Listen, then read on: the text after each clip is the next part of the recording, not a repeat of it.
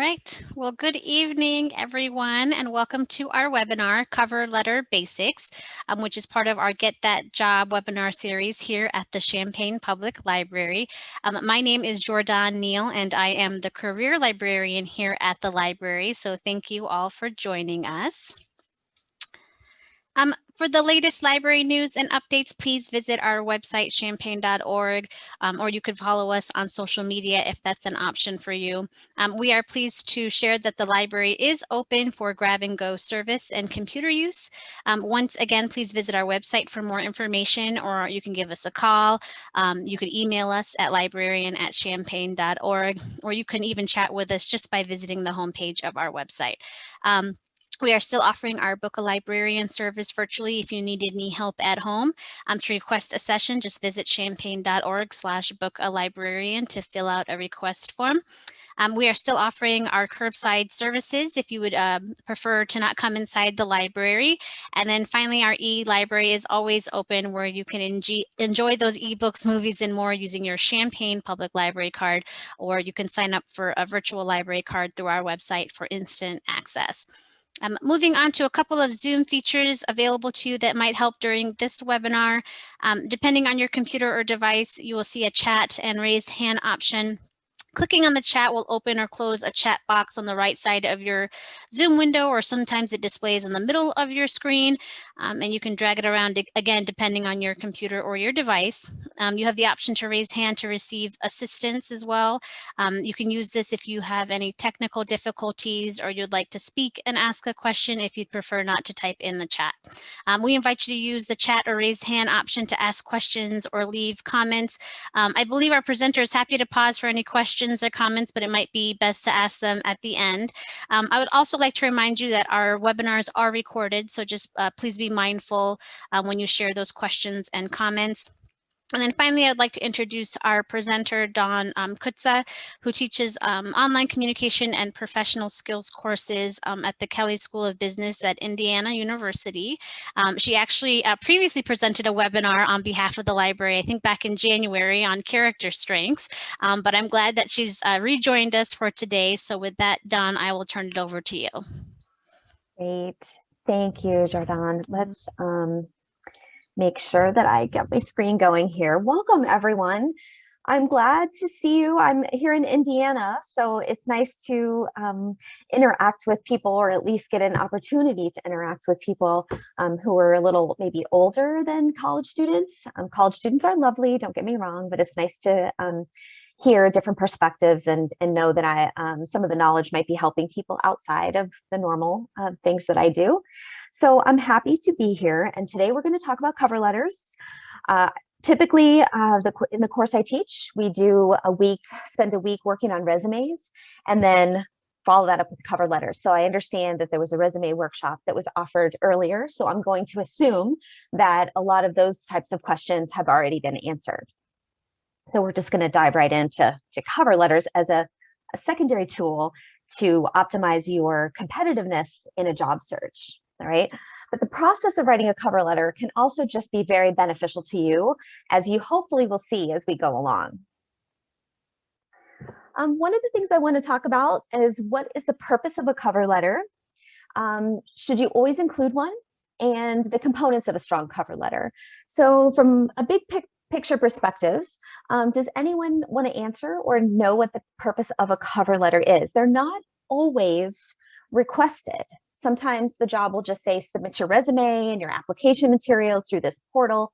They won't even mention a cover letter. But they're still desired and still used. So does anyone know or want to type in the chat what the purpose of a cover letter is, especially beyond a resume?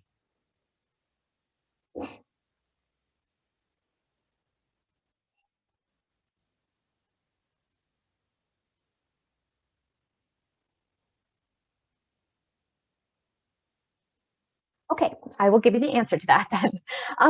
The purpose of a cover letter is to go beyond the resume. The resume is typically a bunch of tasks, right, listed based on job experiences that you've had.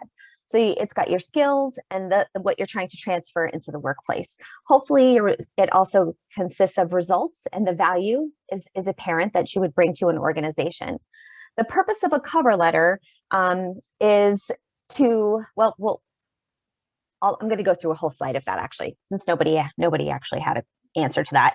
I'll talk about why you should always include one and then the components of one in a second. Okay, so here's what a cover letter does. So this is why, this is actually the purpose of them. It makes a good case for the match between you and the position for which you're applying.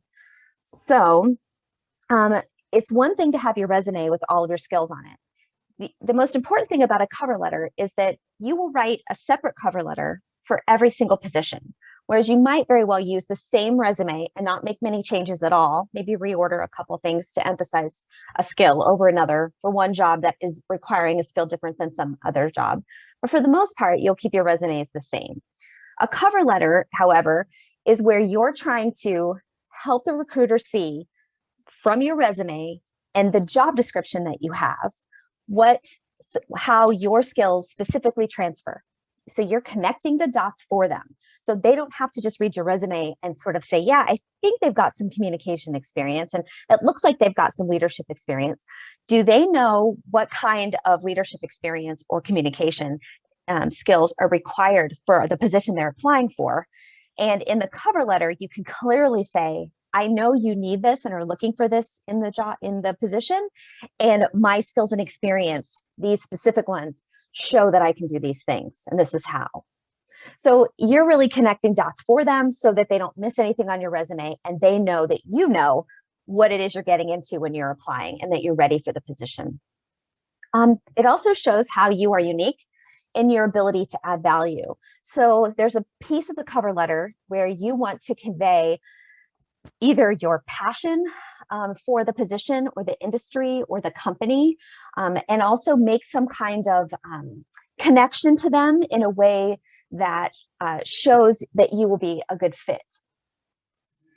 It also provides an example of your writing abilities. So just remember that you want it to be reviewed beforehand and edited. A cover letter can actually hurt you if there's mistakes in it, of course. Conveys an interest in the position and an eagerness to be considered. Okay, so a resume is a pretty blah document as far as there's not a lot of emotional tone to it. It's a lot of facts that are listed out.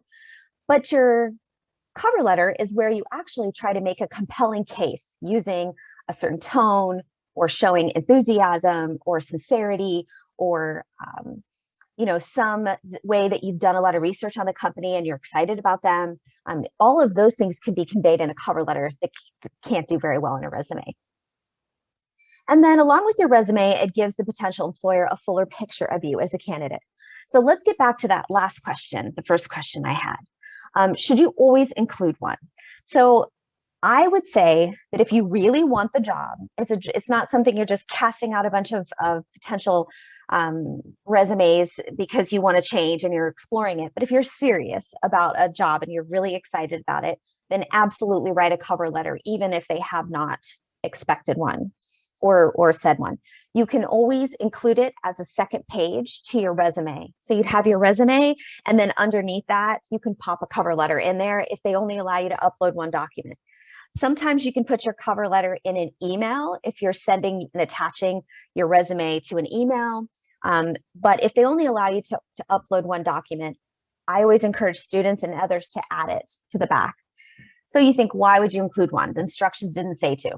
But here's the thing. There are a lot of individuals who really want the position, who will go that extra mile and take that extra time to include one. And then you'd be competing against them. So I want to tell you just a quick story. It was back in about 2012 or 13. So the market was still recovering from the 2008 crisis. And I was transitioning jobs from one part of IU to another. And so a lot of people were looking for jobs at that time. So when I was vacating my position, since I knew it so well, my boss put me on the committee to help replace myself. So I was screening all of the applications that were coming in to take my job. At that time, for this position, there were about 250 applications for this job, just because, again, I think the timing of the recession. 250. We did not specifically say that a cover letter was required, just an application form that people filled out and then a resume. But the committee, was me leading it, we looked at all these 254 people and we said, what could we possibly, do to weed out and make sure that individuals are really serious and we're getting a good match. So obviously people who included cover letter, we could gather more information on them. We had more information. So we decided that if they had not included a cover letter, it was going to make it too difficult for us to really glean whether they could do the job or not. So we just instantly cut out about 100 people who did not even include a cover letter at all. So those people's resumes didn't even get looked at. And the committee felt very comfortable with that because we had a bunch of people who really spent the time to write a cover letter.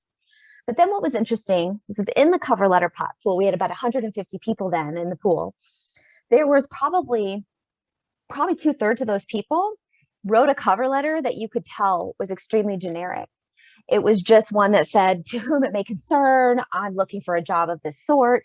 It was very generic. Here's my skills. I hope I get, you'll consider me. So it didn't say anything about IU, anything about our department, about the particular position. It looked like they were just blasting this out to everyone. And a lot of times the date on the cover letter was months old. So we knew that this was just a cover letter they were using for everything. So when we cut out the generic cover letters, we had about 45 people who were left out of 250 that we actually read and said, wow, this person cares about the job. They've done research. They've connected all the dots for us. They're excited. We could see that they were going to be a potentially good fit. And so we ended up from there then being able to offer about 20 people an interview, because some of those cover letter folks, we could tell they didn't understand necessarily what they were getting into, that they wouldn't have been a good fit for the job. So I would say always use a cover letter. That's the bottom line. Any questions so far? Let's see. It says intro and summary of your skills.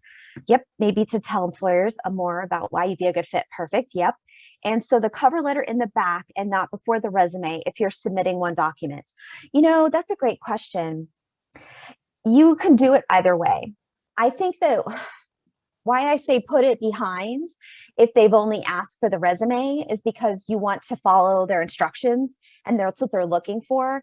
Then again, they could miss going down to the second page and seeing your cover letter. I don't think a lot of times too, people have their resumes formatted in such a specific way. The margins are just so. You want to make sure that you put the cover letter into your resume document so you don't mess up the margins. But I don't think it really would matter much. I usually just tell students to take their resume document and put a cover letter behind it. But I don't think there's any worry about putting it up front. Good question.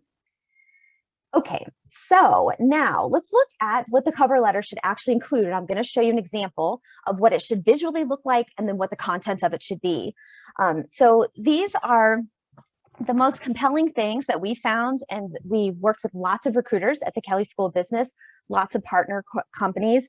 We've had them give us feedback on what's important to them in a cover letter, and we've created these standards for our Kelley students based on what we know recruiters really want to know from this cover letters. So we maximize the content, the students, and their competitiveness. So there's basically 4 paragraphs to the cover letter sort of template that I'm going to show you. There's an initial reason for writing, which you'll see an example of.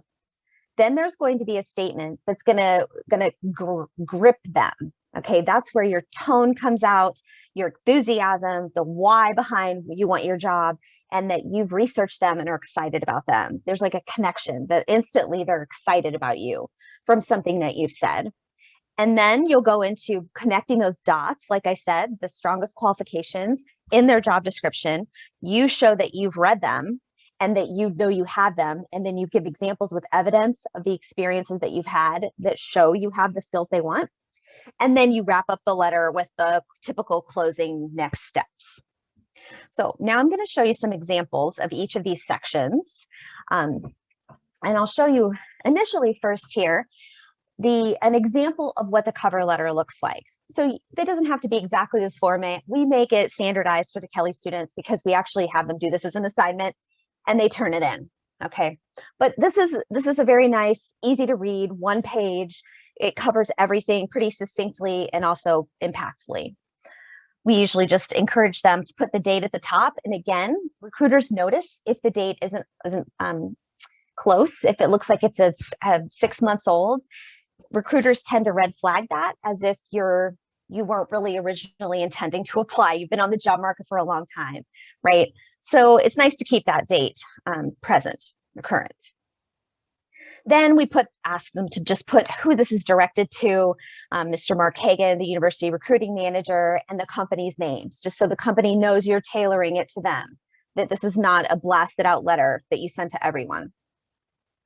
And if you don't have a person's name, then we default to Dear Recruiting Coordinator. So just so that it gets to the right person in the department, and there's usually recruiting coordinators that handle all the different positions, especially if the company is larger.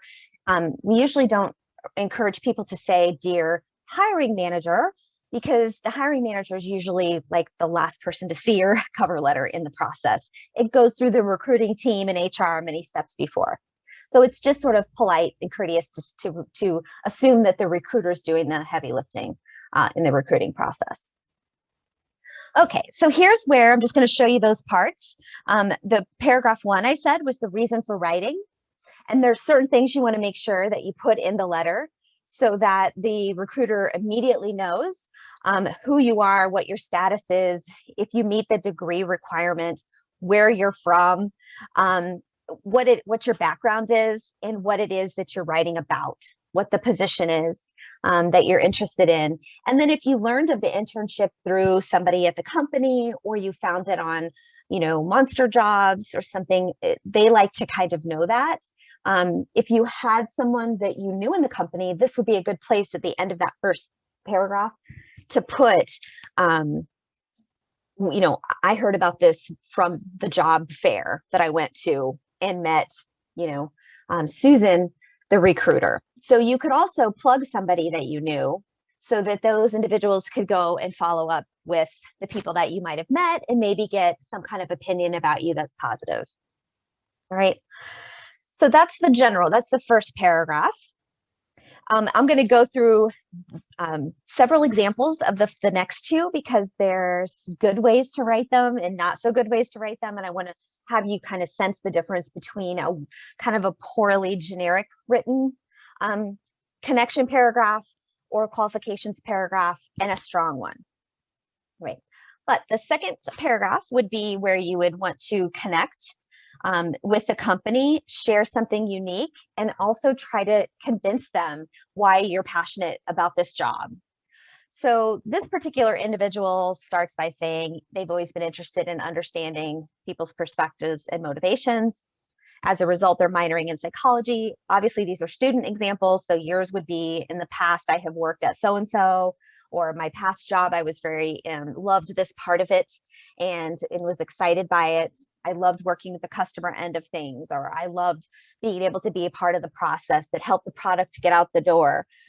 You'd word yours differently, obviously, because of the context. But from my previous retail experience work, I've learned that rapid changes in the fashion industry, including identification of trends, positively impacts Able's ability to maintain its dominance in the sector. So now you're showing that you've done some research on the company and that you would like to contribute your knowledge and enthusiasm to the mission or the work that they do. And I'll show you some better examples too of how to write that in a way that hooks the employer in, and they can see how excited you are about them and that you've done your homework, which makes them excited about you. Okay. Then there'll be a paragraph here. We'll walk through some examples where you then let them know that I understand what the job is I'm applying for. I know what those transferable skills, because I've read the job description. So you might say a successful buyer, which is the title, must have, and you get these from the job description. Analytical skills, effective understanding of customer needs, and a possession of outstanding interpersonal skills. So you've taken those from the job description. And then you say, and my experiences show that I can transfer all those skills. I have all those.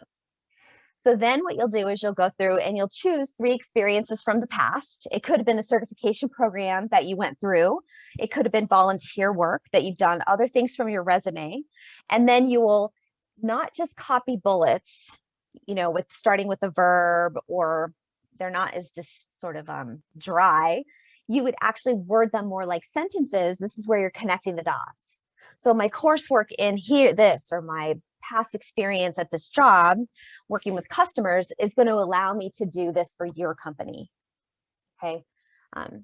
So I'll show you some samples of that. And then basically the last paragraph is where you say in some tone that feels authentic to you, you know, I'm really excited about this position. I hope you consider me. Here's again my contact information. I hope to hear from you. Okay, so those are the main pieces. It's the second paragraph and the third paragraph that you have the chance to really sell yourself and make yourself stand out and get them excited. Let me just pause for a question. Let's see. What salutation? Yeah, when you don't know the gender of the individual, then I would just say, dear. So you mean you have like a last name perhaps, but not a first? Because I would default to dear recruiting coordinator if you don't have a name at all. So I'm trying to think of a situation in which you might have a Hagen without the Mr. or Mrs. in front of it and not really know who that person is. Or if the name was something that was, what I want to say, nondescript, you couldn't tell. Like maybe the name's Sean, you don't know if it's a girl or a boy, or a male or a female. In that case, then you could say, dear Sean Hagen, and use their full name, if that's the scenario which you might have been thinking of. Okay, great. Now, so I'm just going to share with this, and these slides, of course, will be recorded. I'm fine sharing these slides too if they would be helpful. But in that paragraph 1, again, there are just certain things that you want to make sure you include. So for this individual, what's important is their status in school and when they're graduating. You again would write more about your background, you know, where you're from, and not be too personal, but just think about the facts, enough of a context that a recruiter kind of knows, and the highlights of your career, you know, where you're presently at, and what it is that you're hoping to apply to, what job. And then again, if you learned about the position from anyone at all, feel free to work that in there so they can reference you. Okay, paragraph 1's just contextual. It's pretty boring, not a lot of room for creativity in it. Now, paragraph 2, though, is the one where you're trying to get them hooked about you and excited. And that's because you're going to show enthusiasm for the company. And you show that enthusiasm by sharing how much you've gone and researched them, right? If you show you're interested in them, and know things about them that excite you. And then also any passion for the job or the industry or the career. So they know you're serious. They know your motivations. They know what it is that you're looking for. Beyond just, I want a paycheck, right? Even though that might be what we want is a paycheck. Okay, so I want to give you this example. This is a paragraph 2 written from a student, and it says, okay, I've researched your internship through Morgan Stanley's website, and I'm particularly interested due to your company's interest in giving back to the communities around the world, in addition to a strong value of diversity and inclusion in the workforce. So let's ask those 2 questions. Would Morgan Stanley be particularly excited about this student? So it says, I'm interested in your company's interest in giving back to the communities and a strong value of diversity and inclusion in the workforce. Do I know why the student is passionate about this industry in general, or why they want to be, say, a finance or accountant or whatever position they're applying for? I also want to challenge you to think any website that you go to look for at a company, to do some research on them. I would bet you lots of money, even though I don't have that, that everyone is going to say, every company is going to have statements that say they give back to their communities and that they have a strong value for diversity and inclusion in the workforce. So if I was going to give this like a scale of 1 to 5, say 5 being, wow, this student looks like they've done their homework about us and they're very specific and they also show all this passion about the job, I would probably give them like a 1. Because I think that this the connection isn't very strong. It's very generic, almost cliche, and could apply to almost any company. They could just pop out Morgan Stanley and put in McDonald's, and it would see, yeah, they have an interest in giving back to the community and a strong value for diversity. So I would say this is not something, I mean, this is a lot of students write at this kind of surface level, and it comes off sounding a bit cliche. So let's look at a second example. Another one, this one. Okay, I'm writing to apply for the position of an assistant manager posted on your website. I admire how, and this is a company's name, Clothes for You, has reinvented itself in the last 2 years as a hipper, more underground retail outlet. Your viral marketing campaign was the talk of our campus. My 2 years of experience in customer service and my coursework in management would allow me to contribute to your company's new growth. So if you think about that, what is exciting to a recruiter potentially about this? What would you say, wow, this student has done what if you read this?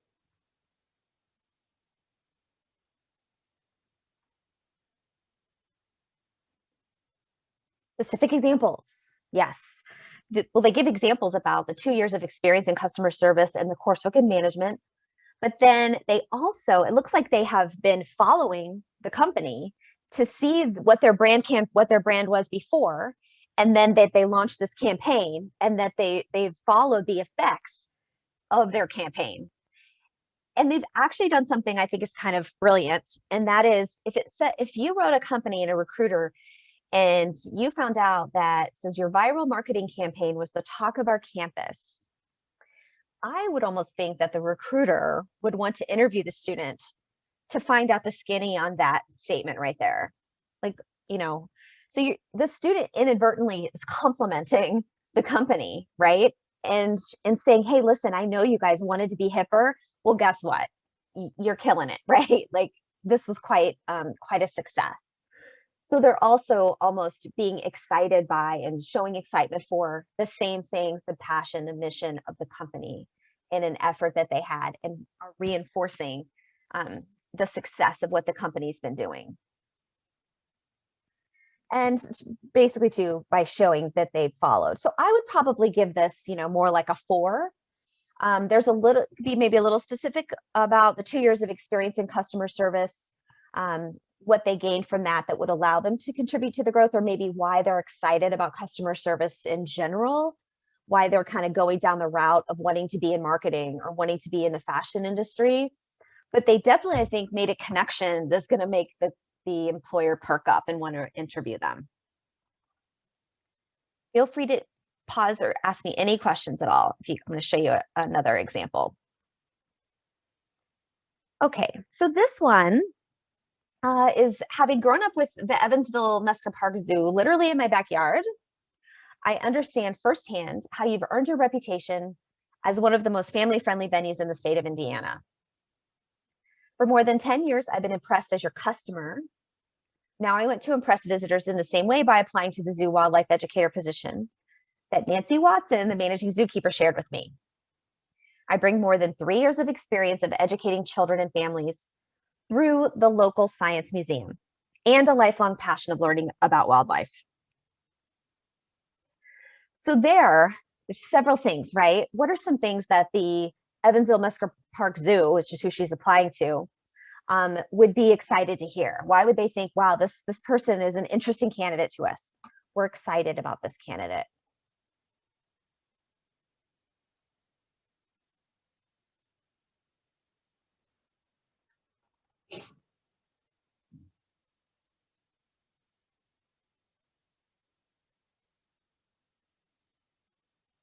How are they showing that they value the same things that the zoo's valuing?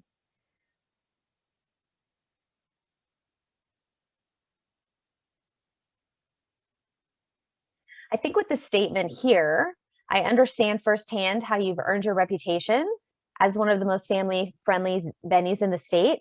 The student is definitely showing the candidate that they have spent time there, that they got value out of it. They experienced that atmosphere and that experience that the zoo wants others to have. And then talking about, for more than 10 years, they've been impressed as a customer. Again, they're showing their excitement and appreciation for the company. And then stating that they want to give back to impress visitors in the same way as is a wildlife educator. And then this part down here where she says, I bring more than 3 years of experience of educating children and families through the local science museum. That tells me that this person's been serious about wildlife for a long time now, even though they're probably only like 20 years old, that they've even sought out other opportunities to, interact with or be connected to wildlife. So they're connecting how just in general, they're showing this history of past experience, all converging to why they want to work at the zoo. So this feels like a coherent kind of narrative that this candidate is selling about themselves. And also I'll say, I know, let's face it, if you work at a zoo, you want that job is about passion, right? Wildlife education is probably not the highest paid industry that you could get into. So I think it's great that the student is really focusing on the family-friendly nature, the experience of the wildlife, and her passions. You'll see that there, some other students who might apply to banking industries and things like that can word things a little bit differently, right? Might not have the same emotional connection. Okay, so here is an example of a student who was applying to the Guggenheim Life and Annuity Company. And I'm going to have you go ahead and read that yourself. And then tell me if there's a statement in there that you think would make the company perk up or feel like, wow, this person gets us. This person understands our mission.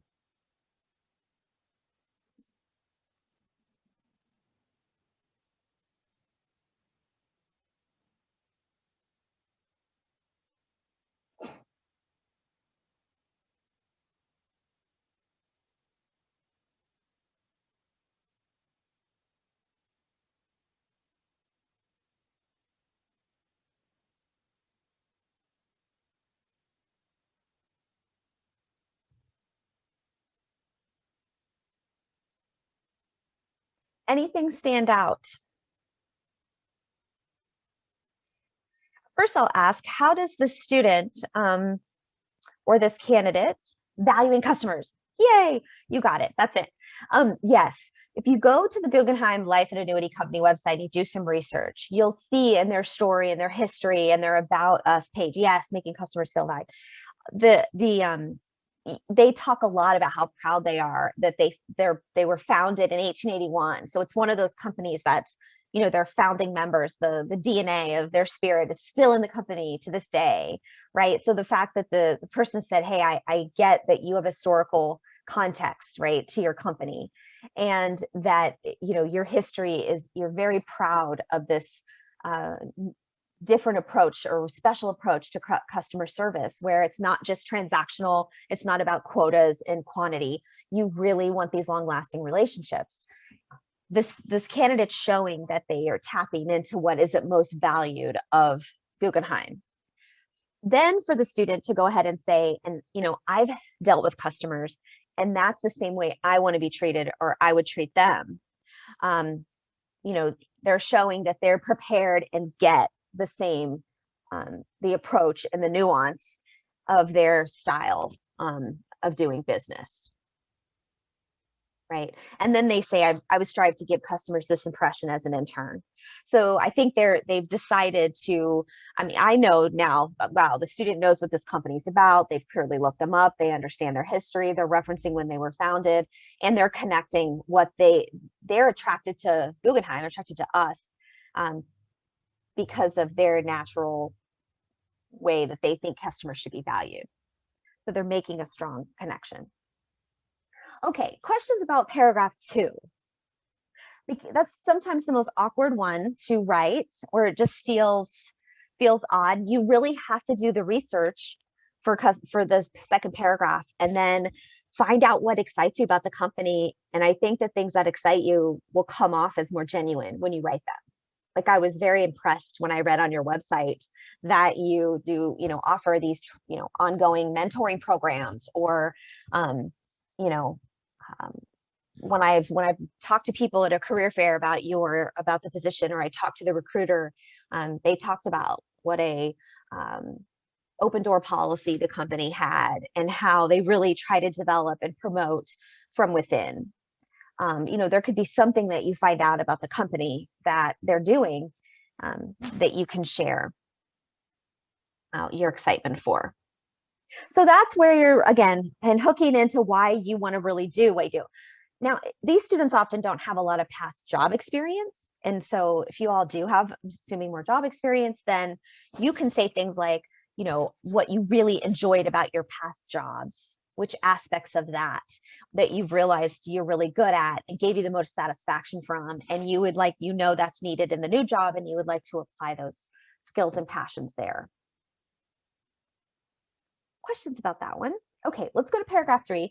This one is actually, in some ways, I think a little bit easier because what you'll do is you'll start with the job description. You'll go to the job description that you're looking at, and you will look for, the title of the job, whatever it is, find throughout all their qualifications and the skills they're looking for, the 3 or so that you have that you can really showcase. Hopefully there's some of the ones that look like they're the most preferred or required skills, and try to, if you can, pick a mix of them, like communication, problem solving, which is a little different, more analytical, one's more soft skill, customer service, whatever they say they want experience in. And you'll basically start that statement by saying, in this position, I know the following skills are required. And you pick the 3, list the 3, and say, and I have those 3, and here's how they would transfer. So you'd state the 3 skills they need directly, and then you'd show them with evidence that you have those skills. And that's where you're going to borrow from your resume a bit.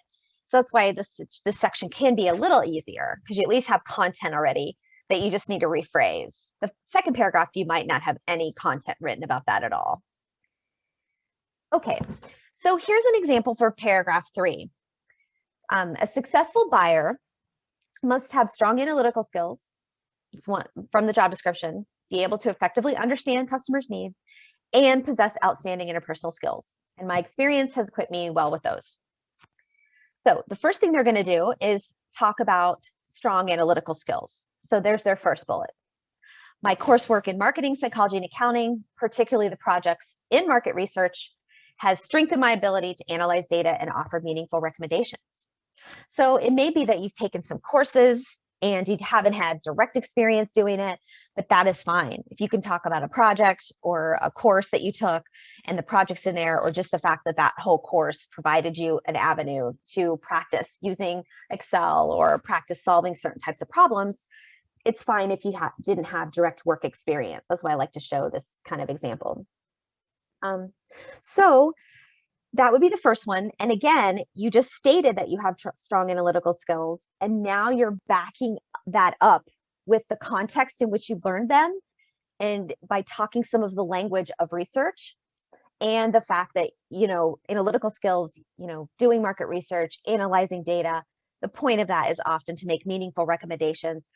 You're sort of talking the talk, right? You're showing that you understand the process of using analytical abilities to make decisions. So I'm more convinced that the student knows the process and has the skill set built. Okay, so that was the first thing they were doing, right? The second one, let me go back real quick, was to be able to effectively understand customer needs. And then the third one was about outstanding interpersonal skills. Okay, so here's where the student is going to talk about their interpersonal skills.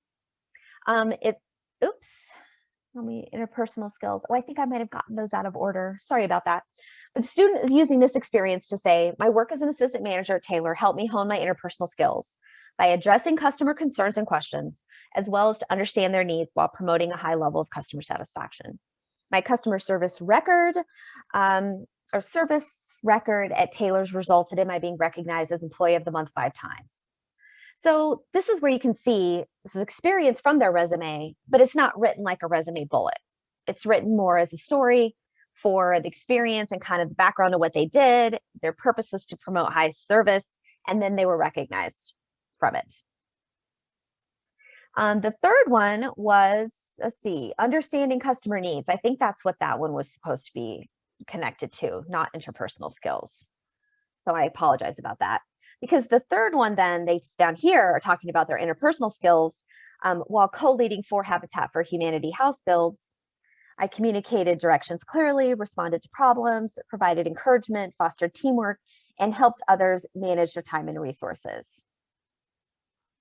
So the point is, each one should connect. And the second one should have been focused on, my language was wrong there. It should have been focused on understanding customer needs.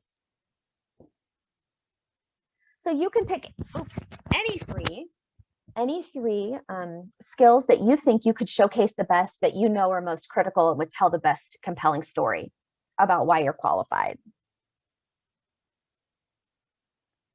All right. I wanted to give you one other option for how to write paragraph 3, because some people don't like to pick the 3 separate things, and write like 3 separate bullets like this student did, where one of them's about coursework, one of them's about one job, and this one's about a volunteer experience. You could actually write a larger narrative in that paragraph 3, where you just go into like one position that you took or that you've had the longest.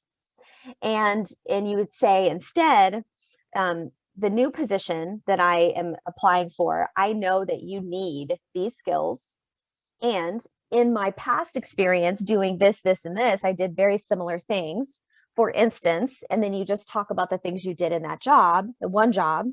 And then you would say, so these experiences would allow me to do the challenges I know that you need, and try to be specific about those in the job I'm applying for. So this is better if you just have one job that you would like to highlight, and really talk more in depth about how you developed several skills throughout that one job. Okay. Instead of piecing it together, your skills through different avenues, school, work, volunteer. So you kind of have some options there. This was an example of how the person wrote the narrative out of just one example of something they did. It still starts out with the fact that they know you're going to need strong analytical skills to make sure that supply meets demand and keep the store within the budget. Then they go on to say this one project, they did very similar work. And they kind of walk the recruiter through what their thought process was, how they solved a problem, how they recognized it, and the outcome that it had. So they just decided to take one experience and expand on it. I'll give everybody just a second to finish kind of reading through that. The key, though, is at the bottom. It says the experience will enable me to quickly learn what I need to do to apply, these skills in your job to be successful with your customers and vendors.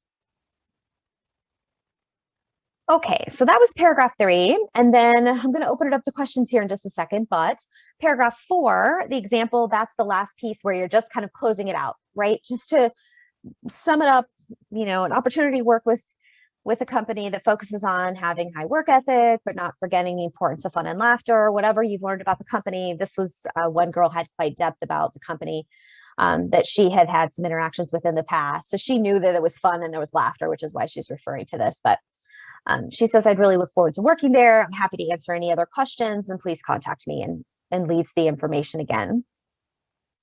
You could also just say, I'm confident that my education and professional experience make me a strong candidate, and closes my resume, blah, blah, excited to meet you. If you have any questions, thank you for your time. So some way to end that feels sincere and authentic in your voice. It's another last little bit to say the company's name, that you're catering to them, and that you're excited. Okay, so that was what I had for cover letter. So what kinds of questions or tips were you looking for, perhaps, that I didn't get answered? I'm looking at the chat here. See?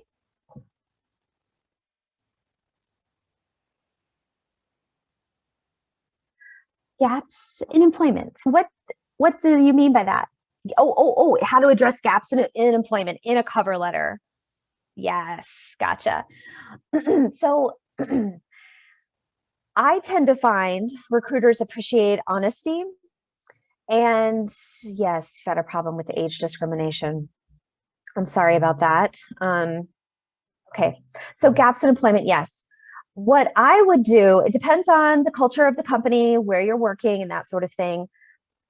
If you don't need to address it, and they don't, how do I say this? If it's not on your resume, it's not apparent um, necessarily how old you are, because I totally know you can look at someone's resume and kind of go back down through it and try to piece together, well, if they graduated, college in 1975, they can try to do a guess age. So if there's dates on there that make it obvious what your age is, or make it obvious that there's gaps between employment, then I wouldn't ignore them. I would address them in the cover letter. I would just try to guess that, or sell yourself in the most positive light about your gaps. So say I was, something along the lines of, I was fortunate enough to be able to spend a decade. I'm going to totally make this up now. I don't know what your situation was. To stay home and raise, care for the development of my children and raise my kids. And then in order to get prepared to go back into the workforce, because I still have so much to contribute and so much to give, especially at a company like yours, I've done the following, right? Or this is the research and the desire that I have now and what I can contribute. So I can, and then sell those skills, sell your skills as a, whatever you've done in the house, to manage and organize and keep up, and raise 4 healthy children, whatever.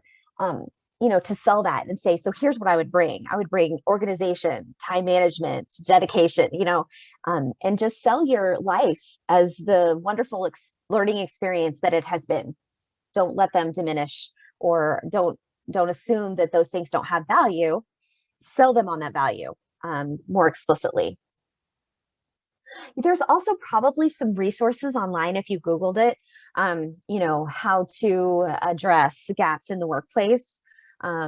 If the gap was due to illness or something, and you don't want to disclose that, I've seen a lot of cover letters though with individuals, especially the jobs that I've been in human resources, where someone's just outright said, I took 2 years off to stay home and to care for my father who was at the end of his life, or something like that. Or due to the economic downturn, there was 2 years where my company had, gone virtual or did something, that left me unemployed. So in the meantime, I earned a certification in this. I did this and that, I volunteered at the so-and-so, I repurposed myself, I just think that you should be as honest as possible, but also sell yourself for those experiences and what they've taught you, and how it's energized you to get back into working in something meaningful, and just how much you have to give. And I think that sincerity comes through.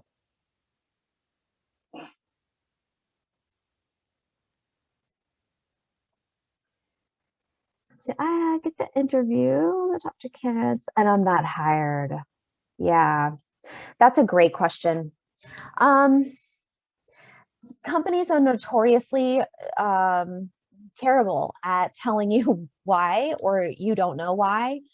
I always ask. They won't always respond, but I always encourage students a lot, like 75% of the time, and just say, is there anyone who could give me some feedback on how the decision fell out, and really what I can do to improve going forward? Because I'm really serious about this industry. I'm really excited about the job. I just want to better myself. Companies won't often tell you why they chose someone else over you specifically, but if you emailed them and said, is there anyone who could just give me some feedback about my candidacy, and if there was anything I could have done to strengthen my position, and would someone from HR be willing to share something like that with me? You might get some good feedback. A lot of times, especially for students, companies will say, this is the situation. I will say though, as somebody who this has happened to quite a bit in my life. I'm almost 50 now, so it's happened a bit. I've always found it to be something out of my control. Not always. I mean, don't get me wrong. Sometimes I I wasn't the most qualified candidate, or maybe I didn't sell myself the best in the interview. Like that's always a possibility. But a lot of times I've found, oh, so-and-so at the last minute, another person in the company that was kind of in the wrong position, we needed to bring them into that position. So, something weird happens like that, or this sounds awful at the university. It seems like a lot of times it's we just hired a new faculty member and we want him or her to come and teach for us. So we need to make a place for his or her husband or wife. Sorry, the position's now closed and filled by that person. Like, just weird stuff will happen that you can't control, and it's super frustrating. But it also, don't always take it personally, right? That it was a lack of skill in you either. Sometimes that could be the case. But there's also always just numbers, or a lot of times we've hired a position at the last minute, the funding gets cut, we can't hire the position. We have to scramble and make resources work. And you never know who knows who in a company too. There's a lot of times there's just a lot of string pulling. People were shoo-ins for positions that you just didn't even know about. So just try not to take it personally, I guess. But if you can learn from it, do. Yeah, I second everything that Dawn's been saying. Same here. And not every employer are the same. Sometimes some employers are willing to share everything. Sometimes they legally can't share information. It depends. But I always follow up. I haven't always gotten the job either. So I follow up when I can, and I appreciate the feedback when it's provided for me. And yeah, everything Dawn has said. And in terms of the gaps and all that type of stuff, just like, she was saying, spin it in the best light possible. That's what were you doing in the meantime? So, and here at the library, first off, thank you, Dawn. That was great. Of course. Yeah, Thank you very much. And thank you all for joining us. And I have my contact information here on the screen, but here at the library, we also are happy to review your resume, your cover letters, of course. We can help you with practice interviews. That goes a long way. We've been meeting with people through Zoom, but sometimes we record them if you would like that. And I think recording yourself also gives a lot of insight. I've done it with myself, and it wasn't the easiest experience for me to to watch the playback, but it was helpful information for me too. So yes, people are saying thank you, Dawn. Yes, thank you so much, Dawn. And yeah, I'll wait around. I think we have a few more minutes. If any other further questions, I'm going to go ahead and share my screen here. Here's my contact information. Like I said, we're still offering that Book a Librarian service where we essentially send you a link to your email, sometimes Zoom, but whatever platform works for you. And we could just talk about introductions. We don't have to jump in right away to resumes or cover letters. We can just have a conversation. Looks like we have a question here. Sure. Samples for people who had many years of experience, promoted to the next level. It's hard to get experience and connection into a one-page letter. See, here's what I would remember though, is that you really do, the resume is there as well. They'll have both always. So I would focus more on your passion and your connection, because to them, they're going to look at that resume and go, oh my gosh, they've got the experience. They're going to want to know the why more. I think so. I would let your resume do a lot of the talking on your credentials and experience. I would definitely give it a nice, solid, compact, this is what I could bring to your organization, and, be on the vision aspect of it. Like, clearly, the experiences I've had, maybe be more generic. The experiences I've had as the director of regional operations has prepared me, to be, it's taught me strategy, visioning, organizational management, behavioral management of a company, like all the big picture stuff that you would bring. So I would try to sell your skills up a level. And then, obviously, they can refer to your resume for specifics. I'm also curious about switching careers, sell your transferable skills, passion, and yes, I would not, yes. Here's the thing, know when you write that you have all the transferable skills you need, and that if not, you're resourceful enough and can learn it enough that you could do it. So first of all, don't even doubt yourself when you're writing that letter. Know that you can rise to the occasion and do it. But if it's some reason for the switch, I wouldn't focus so much on what you did, not that you didn't like about your last job. I would talk about how you've realized, that you have more passion, or you had that spark of experience or spark of moment that got you excited about the direction you want to be going in. And then try to converge why those skills and experiences and the passion would make you good for the next job. So definitely focus on the going forward part versus trying to explain away why you're leaving the place you were, leaving before, leaving that career. You might, if you can find one or two things about the old career that you liked, that would also be a part of the new one, then it's easier too to say, my favorite parts of my job as a manager were developing people. This is actually true. Developing people and creating training programs. So, but I also loved to do, this, and this. So this new job would allow me to do all the things that I've loved in the past and things going forward that I love and want to do in the future. Yeah, you're right on about that transferable skills. Mm-hmm. So yeah, well, if more questions come in, well, we certainly welcome them. We have a lot more webinars coming up. We hope you'll consider joining us again. Our next career webinar will be Tuesday, March 2nd at 7 p.m. and it's going to be the essentials of effective communication with a local career coach, Kevin Martledge. He'll discuss intentional listening, speaking, understanding in your current job or when you're seeking a new opportunity, things like that. And if you have a question you thought about after this webinar, you can pose it to him too, although Dawn did a wonderful job for us.